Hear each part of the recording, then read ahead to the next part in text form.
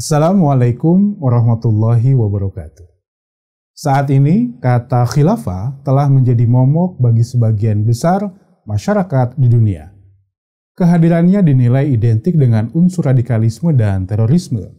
Itulah mengapa beberapa negara tertentu bersikap antipati terhadap kelompok yang menyuarakan khilafah. Dalam sejarahnya, sistem khilafah Islamiyah sangat lekat dengan nilai rohani, sebagaimana yang ditunjukkan khilafah Rashidah. Namun, setelah khilafah Rashidah berakhir, maka sistem khilafah berubah drastis menjadi sistem kerajaan yang lekat dengan kepentingan politik dan perebutan kekuasaan. Setelah melewati masa ribuan tahun, sistem khilafah politik seperti ini lantas runtuh dan kemudian punah. Dus umat Islam pun harus menelan pil pahit hidup tanpa memiliki sistem khilafah. Namun kini kesadaran umat Islam tengah bangkit, di mana sebagian besar umat Islam ingin hidup kembali dalam keberkatan khilafah. Karena faktanya, khilafah telah terbukti menghadirkan kemuliaan dalam berbagai lini kehidupan. Bahkan lebih dari itu, umat Islam saat ini bercita-cita untuk menguasai dunia dengan khilafah.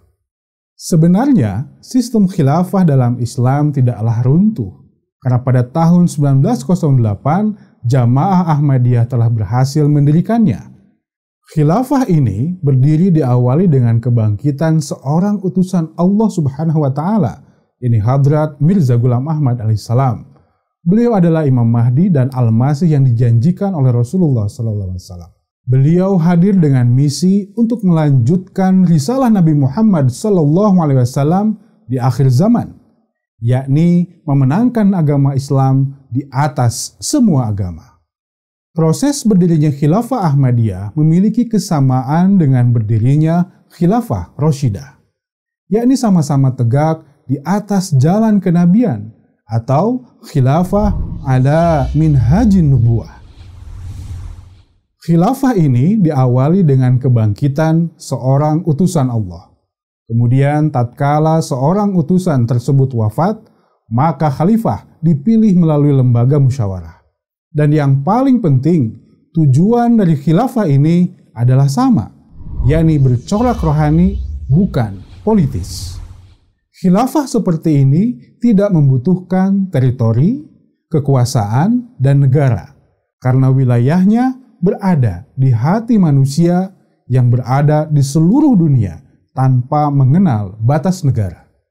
Perjuangan Khilafah Ahmadiyah berfokus pada nilai rohani, perbaikan akidah, penyempurnaan ibadah, dan penguatan akhlak secara utuh.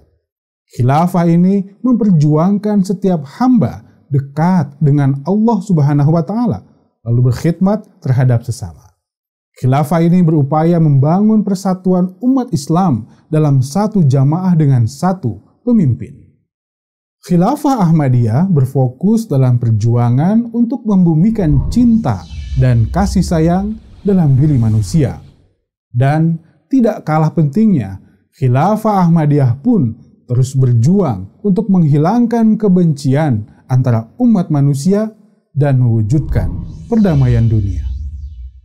Dengan moto Love for all, hatred for none, kasih sayang untuk semuanya, kebencian tidak bagi siapapun, Khilafah Ahmadiyah membangun kasih sayang sebagai gambaran kecintaan universal ajaran Islam yang rahmatan lil alamin, yang mengajarkan kita untuk selalu hidup dengan cinta kasih, harmoni, dan rendah hati. Dengan karunia Allah Subhanahu wa Ta'ala, saat ini Ahmadiyah telah hadir di lebih 220 negara dunia, hidup dengan damai dan terus berkontribusi membangun negara dimanapun berada. Hal ini terjadi karena Khilafah Ahmadiyah berakidah bahwa cinta terhadap negara adalah bagian dari keimanan.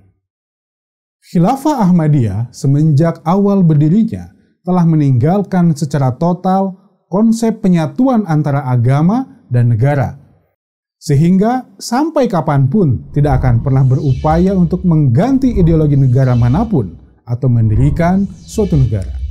Dimanapun orang Ahmadiyah berada, ia akan taat pada hukum nasional negara tersebut, bahkan dengan penuh tanggung jawab akan selalu ikut berjuang untuk membangunnya. Para Ahmadi di berbagai tempat telah menunjukkan bukti loyalitas terhadap negaranya masing-masing.